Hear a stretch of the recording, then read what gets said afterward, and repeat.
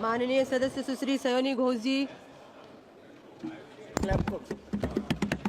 धन्यवाद अध्यक्ष महोदया, आपने मुझे बोलने का मौका दिया। मैं अपनी पार्टी की भी आभारी हूँ फॉर दिस अपॉर्चुनिटी।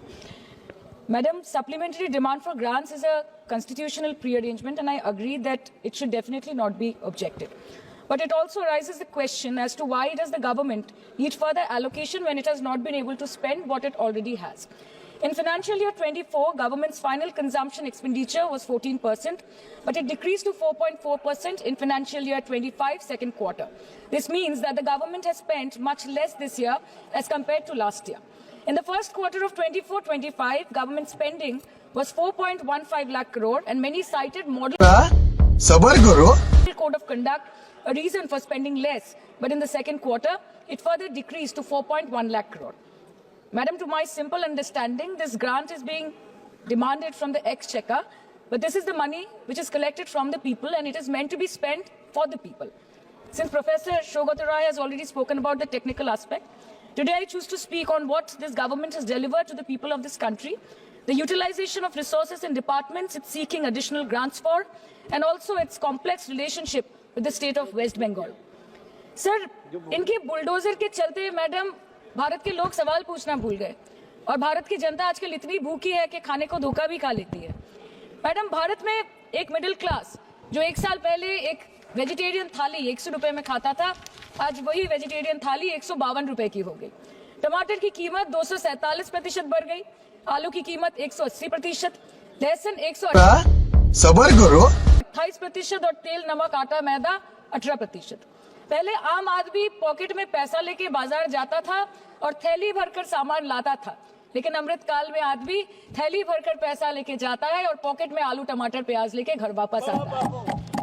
सर, माननीय वित्त मंत्री ने पहले कहा था कि बहुत हो गई महंगाई की मार, अब की बार मोदी सरकार, और आज उनके विचार में inflation is an international problem, महंगाई एक अंतरराष्ट्रीय समस्या है। तो विश्व गुरु विश्व बंधु इस अंतरराष्ट्रीय समस्या का समाधान क्यों नहीं कर पा रहे हैं?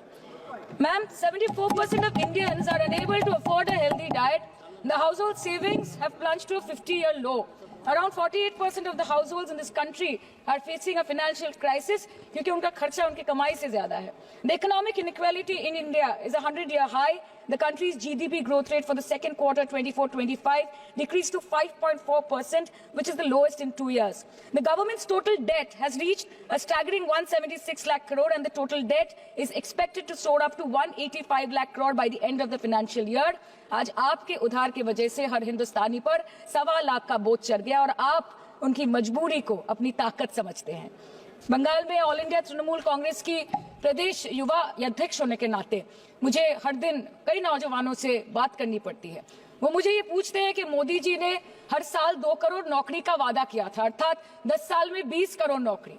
उन नौकरियों का क्या हुआ, उन वादे का क्या हुआ? मैं बस उन्हें यही कह पाती हूँ, सबर करो, कि पत्ते तो झड़ते हैं उठाता है कोई कोई, वादे तो सभी करते हैं निभाता है कोई कोई। Ma'am, as per the latest report by CMIE, the unemployment rate has risen to 9.2% in June 2024 as compared to 4.9% in 2013-2014. Female unemployment rate is much higher at 18.5% in June 2024 as compared to 7.7% 2013-14. Around 37% of working women are unpaid. In rural areas, this figure is at a horrific 43%. प्रधानमंत्री जी बोलते हैं सबका साथ, सबका विकास, सबका विश्वास। अगर ऐसा ही है तो भारत के लोग आज देश छोड़ के क्यों जा रहे हैं? 2018 से लेकर 2023 के बीच 6,70,000 भारतीय ने अपनी नागरिकता त्याग दी। सिर्फ 2022 में ये संख्या करीबन 2,25,000 की थी।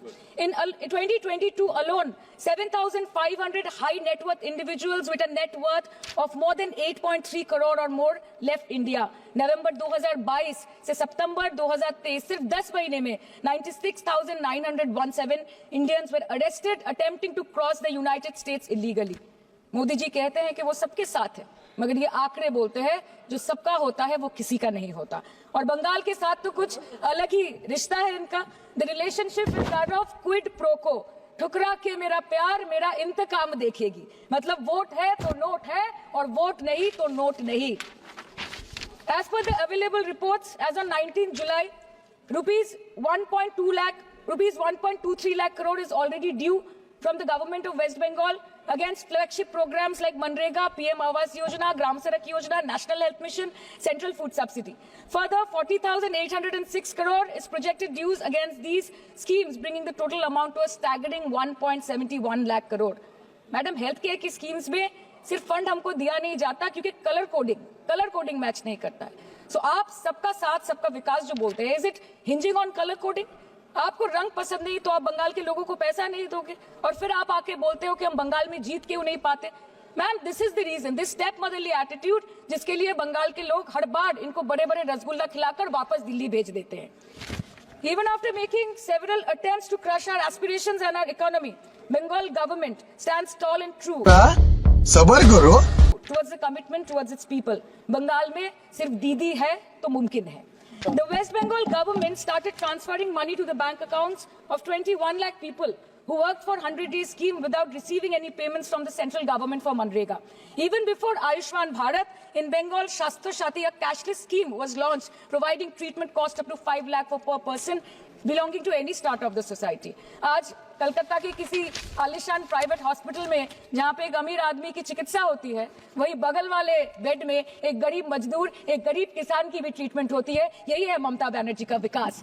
और आपके अमृत काल में the cost of medical treatment has been doubled in the last 5 years. आप फार्मास्यूटिकल्स की सर आजीकर पे बात ना बोले, आपकी सीबीआई पे अभी तक कुछ बोल नहीं पाए. हम लोगों ने जो हमारी पुलिस ने जो बोला था, they are still sticking to that. So उसके बारे में मत बात करें, ठीक है? आप उत्तर प्रदेश के बारे में बात करें ना sir. Sir, medical inflation is at 14%. Regularly लिए जाने वाले दवाइयों की कीमत 50% बढ़ गई. आप सिविल एविएशन के लिए ग्रांट्स मांग रहे हैं. एक डोमेस्टिक फ्लाइट, उसकी राउंड ट्रिप की टिकट 20 से 30 हजार में बिक रही है. आम आदमी आज हवाई चप्पल पहन के हवाई जहाज नहीं चल रहा, आम आदमी हवाई चप्पल बेच के हवाई जहाज चल रहा है. You are demanding funds for education but conveniently ignoring the fact that 11 lakh children have dropped out of school according to your own data. आज भारत में सिर्फ 47.51% स्कूलों के पास कंप्यूटर की फैसिलिटीज है और उसमें 33% के पास internet connection. In law and justice, you are not been able to provide legal aid to more than 1% of the eligible population. In public enterprises, 5.1 lakh public sector jobs have disappeared in the last 10 years. Railway में करीबन 2.5 lakh post बाकी हैं और उसमें से vacancy है in critical safety categories. नए भारत में आजकल ट्रेन पटरी के ऊपर कम और पटरी के बाहर ज्यादा चलती है. मुझे दुख लगता है इस सदन में ये कहते हुए मैडम कि मैंने अपने लोकसभा क्षेत्र जादवपुर लोकसभा क्षेत्र के लिए एक बारुईपुर कोबी सुभाष मेट्रो एक्सटेंशन की मांग की थी. मुझे डिपार्टमेंट से ये चिट्ठी मिली जिसमें उन्होंने लिखा है that this project is not economically viable and this project is unremunerative. तो आपको अगर सब जगह से पैसा चाहिए तो मुझे ये बात समझ में नहीं आती कि लोग खुद के लिए आपको वोट देते हैं कि आपके फायदे के लिए वोट देते हैं. मैं आपको इतना ही बोलना चाहती हूँ, दिस वाज द रीजन अपने प्रॉफिट के लिए आज इन्होंने सीनियर सिटीजन का कंसेशन भी बंद कर दिया और सीना ठोक के ये बोलते हैं कि 2022-23 अर्थ वर्ष में हमने 15 करोड़ वरिष्ठ नागरिक से 2,242 करोड़ कमाए. धन्यवाद माननीय सदस्य. मैं 2 बात और बोल के खत्म कर दूंगी. सबर करो कि लोकसभा पे खर्च करके क्या फायदा मैडम, जब यहाँ पे विपक्ष को बोलने का अधिकार ही ना हो. लोकसभा के लिए भी तो ग्रांट मांगा है ना मैम. और अभी सर बोल रहे थे कि बेटी बचाओ बेटी पढ़ाओ तो 10 साल पहले मोदी जी ने लॉन्च किया था, लेकिन उसके 80% पैसे सिर्फ पब्लिसिटी और मार्केटिंग और एडवर्टाइजमेंट में खर्च कर दिए. आपके उत्तर प्रदेश, मध्य प्रदेश, राजस्थान में ना बेटी को पढ़ा पा रहे और ना बेटी को बचा पा रहे. बंगाल आए और देखिए कि ममता बनर्जी ने विधानसभा में अपराजिता एक्ट में बिल पास किया है, कन्याश्री किया है.